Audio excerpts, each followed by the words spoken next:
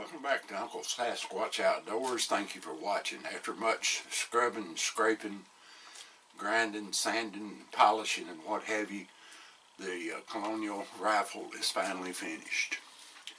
I'll give you a little bit of a look here. There's the patchbox side. A little view of the stock. Look at the cheek piece side. Turned out pretty doggone good. It's not perfect, but for me building it, that's a pretty good undertaking.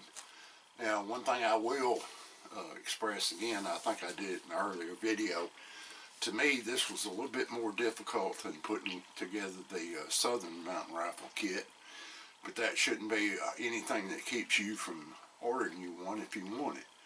And as I've said before, from time to time they offer blemished stocks that have maybe a wormhole and a little stain, or in this case the stock blank was just a little bit too thin for the cutter or the way they build them, the machine they run them through, and it had just a little bit of a void area in the side plate on it, which I filled, and it turned out looking fairly decent for that.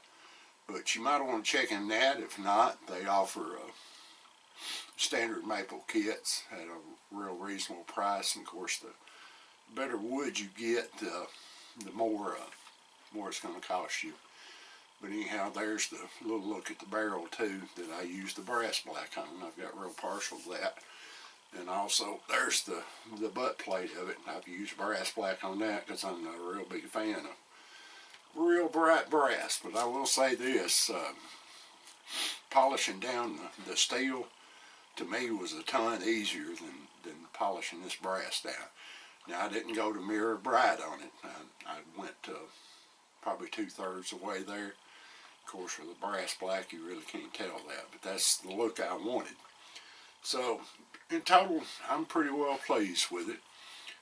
Like I said, it's something I'd recommend you do if you like doing things like that. So now I've got to find something else to tinker with in my spare time. Sure appreciate you watching. God bless you. Keep your powder dry. Mind your top knot, Pilgrim.